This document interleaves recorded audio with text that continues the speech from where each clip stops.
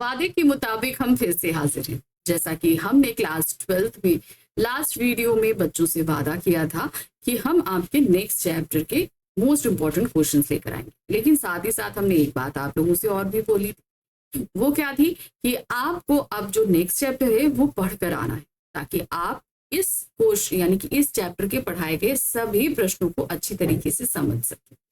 ठीक है ना? तो जैसा कि मैं वादा करती हूँ निभाती हूँ, तो उसी तरीके से आप लोग भी मेरी कही बातों को थोड़ा सा समझने की कोशिश किया करिए, ये ताकि आप एक बार में चीज पढ़ेंगे ना, बार बार आपको रिपीट करने की जरूरत नहीं पड़ेगी, सिर्फ छोटी छोटी बातों पर ध्यान दिया करें। ठीक है ना?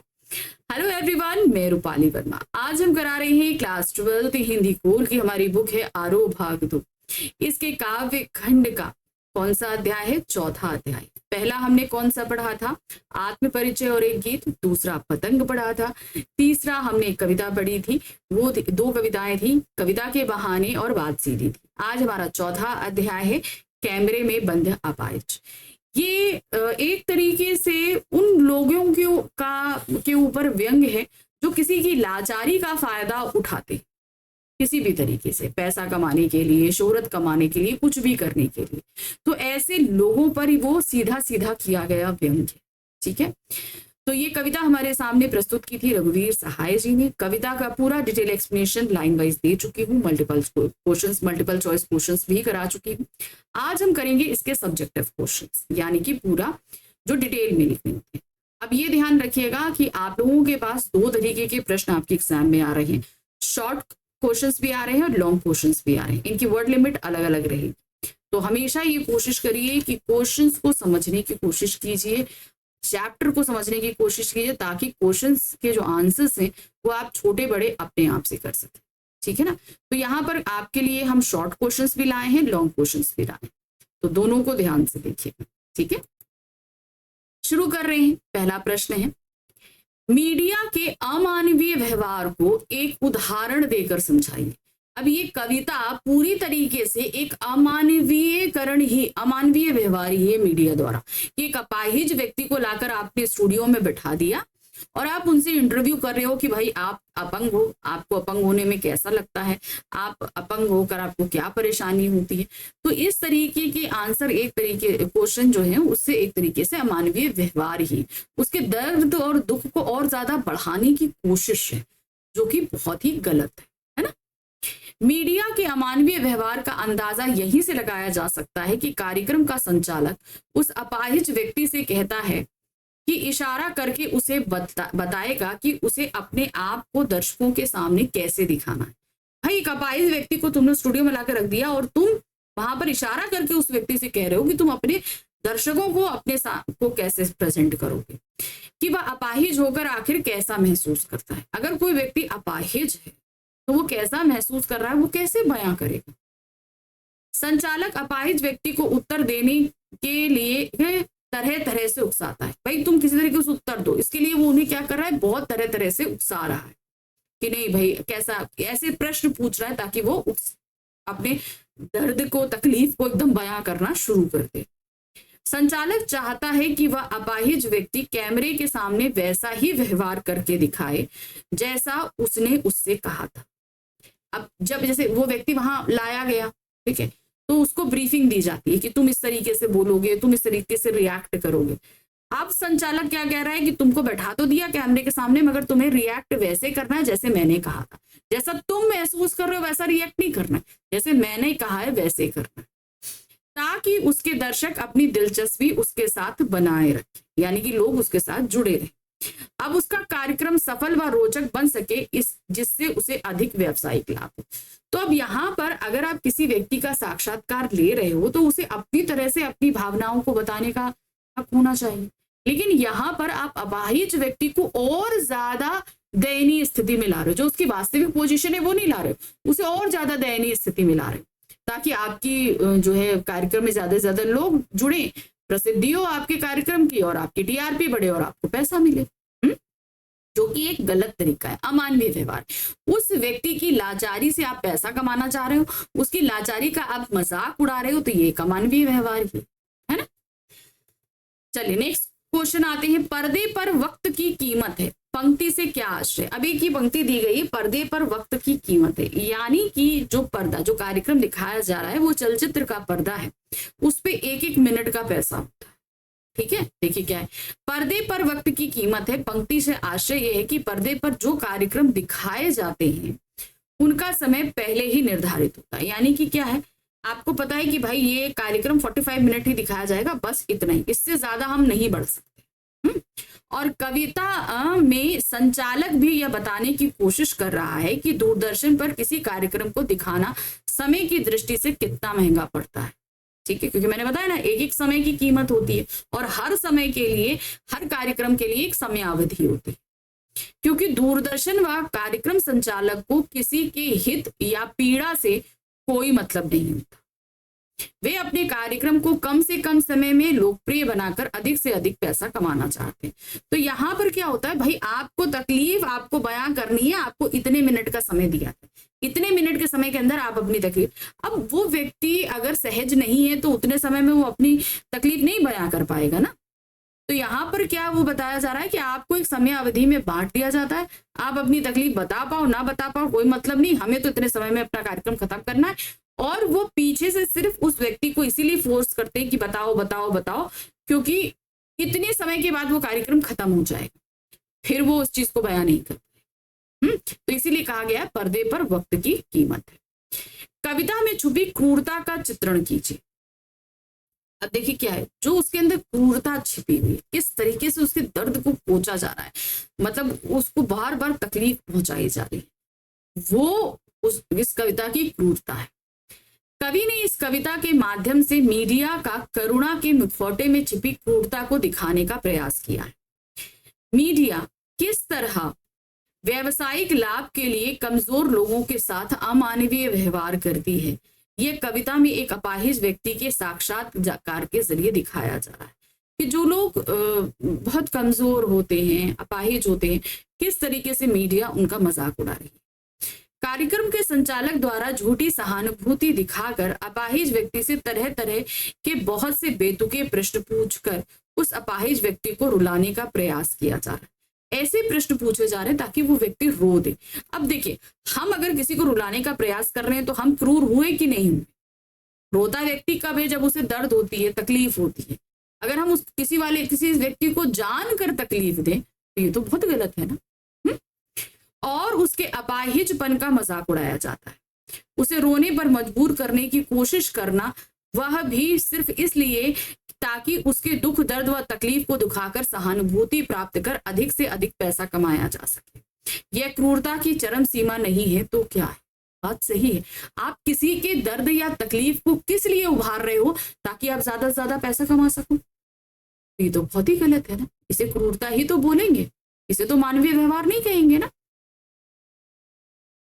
नेक्स्ट क्वेश्चन है, दूरदर्शन के स्टूडियो में उस अपाहिज व्यक्ति से कैसे प्रश्न पूछे जाते हैं और क्या वह उन प्रश्नों का उत्तर दे पाएगा? उससे बेतुके सवाल पूछे जा रहे हैं और उन सवालों के जरिए उसको दर्द पहुंचाने की कोशिश करी जा रही है और उन सवालों का वो व्यक्ति कोई भी जवाब नहीं दे पाता, क्योंकि खुद वो इतना परेशान है कि वो कैसे जवाब दे। दूरदर्शन के स्टूडियो में एक बंद कमरे में उस साक्षात्कार में उस अपाहिज व्यक्ति से बहुत ही बेतुके प्रश्न पूछे गए जाते हैं, जैसे क्या वह अपाहिज है? यदि हाँ तो वह क्यों अपाहिज है? उसका अपाहिजपन उसे दुख देता होगा। इन बेतुके सवालों से वह व्यक्ति कोई जवाब नहीं दे पाता। अब देखिए, इन सवालों को कोई व्यक्ति जवाब दे सकता है कि भाई आप अपाहिज हो, आपको अपाहिज होके कैसा लगता है, आपका अपाहिजपन आपको दर्द देता है? क्योंकि उसका मन पहले से ही इन सबसे दुखी होगा और इन सवालों को सुनकर वह और भी दुखी हो जाएगा। ये सवाल ही पूछे जा रहे हैं ताकि वो व्यक्ति और दुखी हो और रोने लगे, है ना। तो जाहिर सी बात है, ऐसे प्रश्न का जवाब कोई भी नहीं दे सकता, वो व्यक्ति क्या कोई भी नहीं दे सकता। नेक्स्ट क्वेश्चन है, कार्यक्रम के संचालक अपाहिज व्यक्ति से बेतुके प्रश्न क्यों पूछ रहे हैं? उनका सिर्फ एक ये मोटिव है कि वो व्यक्ति रोने लगे। वो व्यक्ति रोने लगेगा तो दर्शक उसे देखकर रोने लगेंगे, तो इस तरीके से इनका कार्यक्रम प्रसिद्ध हो जाएगा और इनको अधिक से अधिक पैसा मिलेगा। इसका उद्देश्य तो यही है ना। कार्यक्रम के संचालक अपाहिज व्यक्ति से बहुत ही प्रश्न पूछता है, बहुत सारे प्रश्न पूछता है, क्योंकि उसके कार्यक्रम को सफल बनाने के लिए कार्यक्रम के संचालक चाहते हैं कि वह अपाहिज व्यक्ति अपना दुख दर्द दूरदर्शन के कैमरे के सामने रोकर व्यक्त करे, है ना, यानी कि वो रोता हुआ व्यक्त करे, ताकि वह उसके दुख दर्द को अपने टेलीविजन के पर्दे पर दिखाकर लोगों को सहानुभूति प्राप्त कर सके। सहानुभूति यानी कि लोग भी रोने लगे और ताकि वो ज्यादा और अधिक धन कमा सके, उसका मोटिव ही यही है। दूरदर्शन के कार्यक्रम के संचालक अपने कार्यक्रम की लोकप्रियता और व्यापार को बढ़ाने के लिए क्या सोचता है? अब वो क्या सोच रहा है? वो ये सोच रहा है कि अगर ये अपाहिज व्यक्ति रो देगा तो दर्शक रो देंगे, तो इस तरीके से एक इमोशनल बाउंडिंग बन जाएगी। इमोशनल बाउंडिंग बन जाएगी तो हमारा कार्यक्रम प्रसिद्ध हो जाएगा, कार्यक्रम पसंद हो जाएगा तो हमें ज्यादा पैसे मिलेंगे, है ना। दूरदर्शन के कार्यक्रम के संचालक अपने आप को बहुत सक्षम और शक्तिशाली समझता है, इसीलिए वह अपने दर्शकों से कहता है कि वह उनके लिए एक व्यक्ति को दूरदर्शन के स्टूडियो के एक बंद कमरे में लाएंगे, ठीक है, एक अपाहिज व्यक्ति को लाएंगे और उससे प्रश्न पूछेंगे।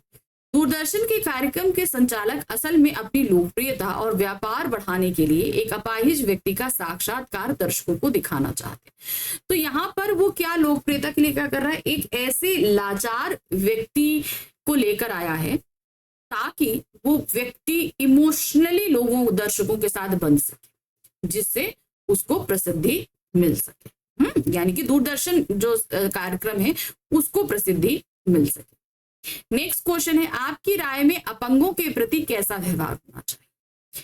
देखिए, उनके प्रति स्नेह का भाव रखें। बहुत सारे लोग क्या है, दया का भाव रखते हैं, नहीं, उनके साथ दया का नहीं, स्नेह का भाव रखिए, मदद करिए उनके ऊपर दया नहीं दिखानी है हमें, है ना, उन्हें भी एकदम नॉर्मल अपने जैसा ही समझना चाहिए। अपंग दया के नहीं अपितु स्नेह के पात्र है। हमें उनके साथ यह सोचकर व्यवहार करना चाहिए कि यदि हम इनकी जगह होते तो हम समाज से क्या अपेक्षा करते। जाहिर सी बात है, हमेशा दूसरे के साथ व्यवहार वो करिए उस जगह अपने आप को रख। हमारा व्यवहार उनके साथ सहयोगात्मक होना चाहिए, यानी कि कुछ काम करने में उनकी हेल्प करनी चाहिए, सहयोग करना चाहिए। उनकी अपंगता की सीमा को हमें अपने व्यवहार से दूर करना चाहिए। मान लीजिए कि कोई व्यक्ति अगर सीढ़ी नहीं चढ़ पा रहा, उसकी व्हीलचेयर, तो उसको मदद करिए। जहां वो अपनी अपंगता के कारण कहीं अवरुद्ध हो जाता है तो आप उसकी हेल्प करिए ताकि वो व्यक्ति आगे बढ़ सके। जैसे अंधा व्यक्ति सड़क पार करना चाहता है तो हमें उसे पकड़कर सड़क पार करानी चाहिए, ठीक है ना। ये मत करना चाहिए, अरे बेचारा, अरे चलो बेटा तुमको हम कर, वो दया नहीं दिखानी, दया का भाव नहीं रखना, उसका सहयोग करिए, मदद करिए, ये भाव हमेशा अंदर होना चाहिए। ऐसे कार्यक्रम समाज को क्या संदेश देते हैं? अगर जिस तरीके का कार्यक्रम इस पूरी कविता में दिखाया गया है तो ऐसे कार्यक्रम क्या संदेश लेकर आ रहे हैं समाज? अपाहिज अथवा अक्षम व्यक्ति को लेकर बनाए गए ऐसे छिछले कार्यक्रम कोई ठोस संदेश नहीं देते, क्योंकि आप वहां पर सीधे सीधे देख रहे हैं कि किसी की लाचारी का मजाक उड़ाया जा रहा है। अब ऐसे कार्यक्रम किसी को क्या खाक संदेश देंगे? दूसरों लोग, आप यहां पर देखेंगे कि आप एक तरीके से दूसरों में कुसंचार प्रेषित कर रहे हैं कि किसी की भी लाचारी को आप प्रस्तुत करो और पैसा कमाओ। ये तो गलत है ना। वैसे अच्छा संदेश तो कुछ यहाँ नहीं मिल रहा है। ऐसे कार्यक्रम से उनके प्रति सहानुभूति अवश्य जागृत होती है, लेकिन सामान्यतः टेलीविजन चैनलों का व्यावसायिक दृष्टिकोण मानवीय चेतना को कुंठित करने वाला ही प्रमाणित होता है। हम सहानुभूति से उनको जरूर देखेंगे थोड़ी देर के लिए, लेकिन मोस्टली क्या है कि यहाँ पर चैनल अपना फायदा देख रहा है, जो बहुत ही गलत बात है। यह संवेदनहीनता की पराकाष्ठा है। इन लोगों के अंदर कोई भी संवेदना नाम की चीज नहीं। सामाजिक कार्यक्रम के नाम पर अपने व्यवसायिक हितों को साधने वाला मीडिया का एक वर्ग समाज को संदेश देने के लिए अपने कार्यक्रम नहीं बनाता। ध्यान रखिए, हम ये नहीं कह रहे मीडिया के सभी लोग, मीडिया के कुछ लोग ऐसे हैं जो सिर्फ पैसा कमाने के लिए काम करते हैं। जहां उद्देश्य वास्तव में ईमानदार हो, वहां लोगों में एक दूसरे के प्रति सहानुभूति रखना एवं सहयोग करने की भावना जागृत होनी चाहिए। अगर कोई ऐसा कार्यक्रम है जो वाकई में लोगों के साथ अच्छे संबंध स्थापित करना चाहता है, तो इस तरीके के कार्यक्रमों को कभी भी प्रमोट नहीं करता कि दूसरों की लाचारी को जो है वो मजाक बनाया जाए। कैमरे में बंद अपाहिज कविता में कवि ने करुणा के माध्यम से क्रूरता का चित्रण स्पष्ट किया है। स्पष्ट कीजिए। यहां पर इन्होंने इस पूरी कविता में दूरदर्शन वालों की क्रूरता को दिखाया है, ठीक है, लेकिन ये पूरी कविता पढ़ने के बाद हमारे अंदर करुणा ज्यादा जागती है, हम उस व्यक्ति के लिए बहुत ज्यादा परेशान हो जाते हैं, है ना। तो उस करुणा को उन्होंने क्या किया, एक व्यक्ति की तकलीफ को उन्होंने दिखाया कि कैसे दूसरे लोग जो हैं क्रूरता करके उसका फायदा उठाते हैं। यह कविता मानवीय करुणा को तो प्रस्तुत करती ही है, साथ ही इस कविता से ऐसे लोगों की बनावटी करुणा का वर्णन भी मिलता है जो दुख दर्द बेचकर प्रसिद्धि एवं आर्थिक लाभ प्राप्त करना चाहते हैं। तो हमें उस व्यक्ति के प्रति सहानुभूति हो रही है, लेकिन दूसरी ही तरफ ऐसे लोगों का पर्दाफाश हो रहा है जो किसी के दुख दर्द को भेजकर पैसा कमाना चाहते हैं। एक अपाहिज व्यक्ति के साथ झूठी सहानुभूति जताकर उसकी करुणा का व्यवसायीकरण करना चाहते हैं। क्या करना चाहते हैं? उसका बिजनेस करना चाहते हैं। एक अपाहिज की करुणा को पैसे एवं प्रसिद्धि के लिए टेलीविजन पर क्रोधना वास्तव में क्रूरता की चरम सीमा। एक ऐसे, हम कह रहे हैं ना, पैसा आपसे सब कुछ करा सकता है, मगर बस अभी आपका माइंडसेट है कि आप उसे अच्छे तरीके से करो या सही गलत तरीके से। तो यहाँ दूरदर्शन वाले क्या कर रहे हैं, दूसरों का लाचारी का, दूसरों की मजबूरी का फायदा उठाकर पैसे कमा रहे हैं, जो अपने आप में गलत है। गलत क्या, बहुत ही ज्यादा क्रूर कहा जाए। कार्यक्रम को सफल बनाने के लिए प्रश्नकर्ता क्या सोचता है? उसने तो सीधे सीधे भाई बोला है कि भाई अगर इस व्यक्ति को रुलाओ, सीधे तो उसने यही सोचा है ना, ऐसे प्रश्न पूछो ताकि ये अपाहिज व्यक्ति रो दे, रोकर अपने दुख दर्द को बताए। प्रश्नकर्ता सोचता है कि यदि अपंग व्यक्ति के साथ साथ दर्शक भी रो देंगे तो उनकी ये सहानुभूति हमारे चैनल को मिलेगी। तो अगर ये व्यक्ति रोएगा तो इसको देखकर दर्शक कर रोएंगे और इससे क्या होगा, हमें उन व्यक्तियों की सहानुभूति मिलेगी। तब हम इसी प्रकार के और कार्यक्रम दिखाएंगे जिस कारण हमें खूब फायदा मिलेगा। हमारा चैनल दिन दूनी रात चौगुनी तरक्की करता जाएगा और लोग हर समय हमारे चैनल को देखेंगे। तो उसका मेन मोटिव क्या है, अपाहिज व्यक्ति रोए, दर्शक रोए, ताकि हमारे कार्यक्रम को प्रसिद्धि प्राप्त हो, और इस तरीके से हम और आगे कार्यक्रम बनाएंगे और हमारा जो चैनल है वो प्रसिद्ध होता चला जाएगा। यदि शारीरिक रूप से चुनौती का सामना कर रहे व्यक्ति और दर्शक दोनों एक साथ रोने लगेंगे तो उसे प्रश्नकर्ता का कौन सा उद्देश्य पूरा? यहां पर उसका एक उद्देश्य है अपने कार्यक्रम को इफेक्टिव बनाना ताकि दर्शक उससे कनेक्ट हो सके। अब अगर अपाहिज के साथ व्यक्ति भी रो देंगे तो उसका जो उद्देश्य है वो पूरा हो जाएगा, भाई लोग उसके कार्यक्रम के साथ जुड़ जाएंगे और आगे आने वाले ऐसे और कार्यक्रम के लिए वो डिमांड करेंगे, इंतजार करेंगे, है ना। वो उद्देश्य है। प्रश्नकर्ता का एकमात्र उद्देश्य है अपने कार्यक्रम को प्रभावशाली बनाना। दर्शक तभी रोएगा जब उस व्यक्ति के दुख से दुखी होगा जो शारीरिक चुनौती का सामना कर रहा है, यानी कि वो अपाहिज व्यक्ति। जब दोनों साथ साथ रोएंगे तो समझा जाएगा कि प्रस्तुतकर्ता का कार्यक्रम अच्छा रहा। यदि ऐसा हो जाए तो उसका कार्यक्रम सफल माना जाएगा, यानी कि दोनों के रो देने पर, जैसा कि वे चाहते थे। उनकी इच्छा यही है कि अपाहिज को रुलाकर ऐसा करुणिक दृश्य उपस्थित किया जाए जिससे दर्शक भी द्रवित हो सके, यानी कि वो भी इमोशनल हो सके और रोएं। दर्शकों के द्रवित होने और रोने से उस चैनल विशेष की लोकप्रियता बढ़ेगी।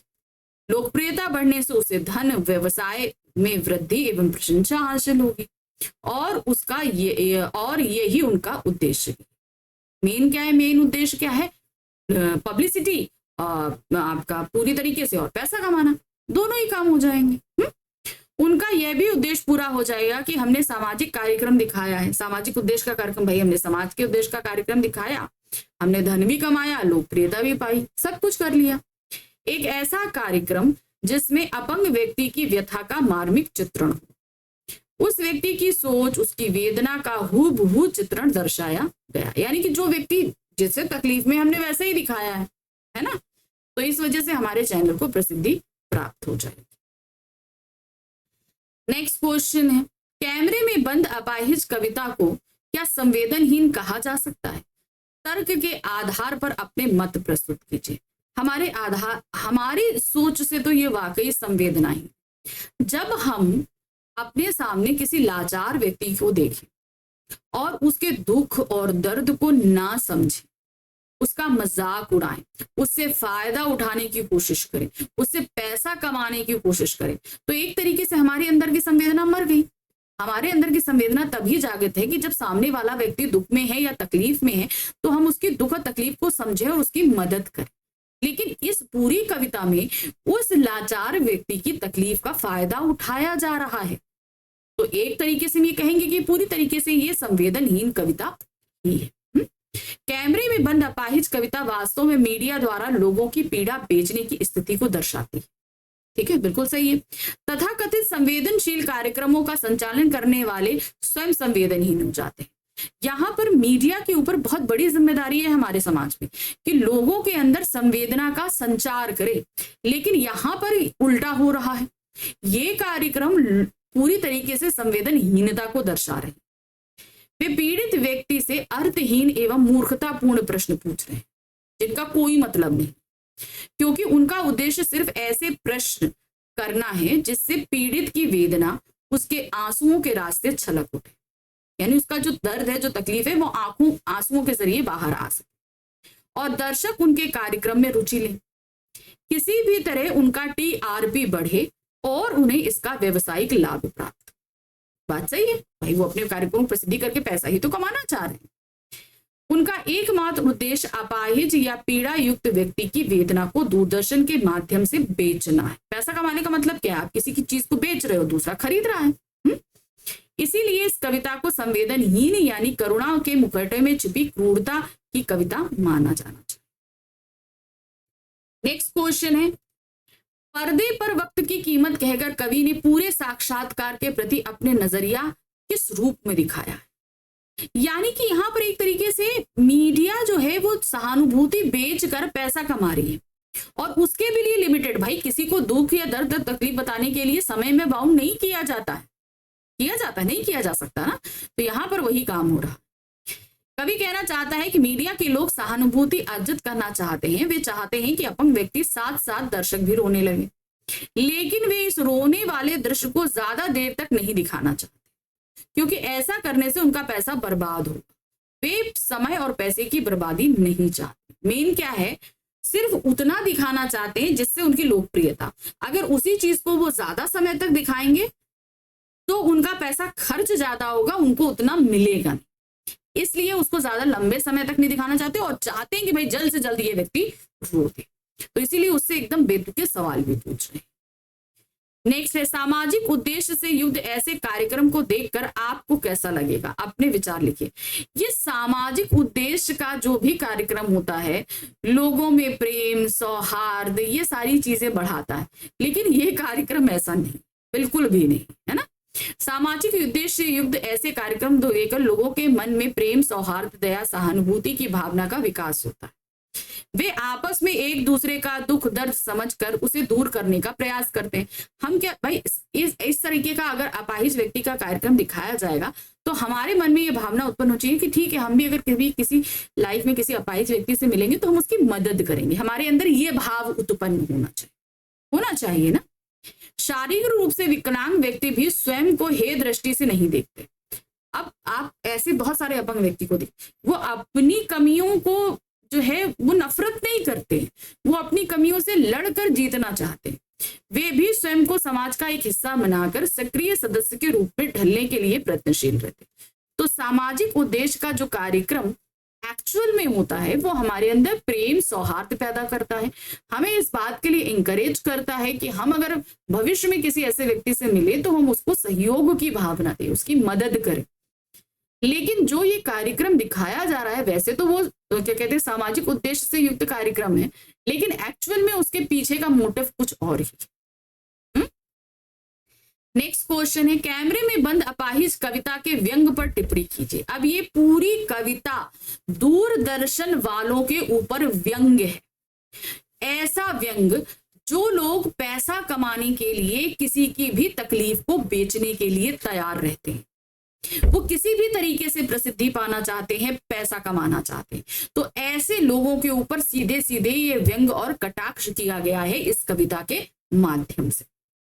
इस व्यंग्यात्मक कविता के माध्यम से कवि ये बताना चाहता है कि मीडिया वाले समर्थ तथा सशक्त होते हैं, यानी कि उनके अंदर ये पावर होता है कि हम अपने तरीके से चीजों को बदलकर दर्शकों को, दुनिया को दिखा सकते हैं। इसलिए वो अपने आप को समर्थ शक्तिमान कहते हैं।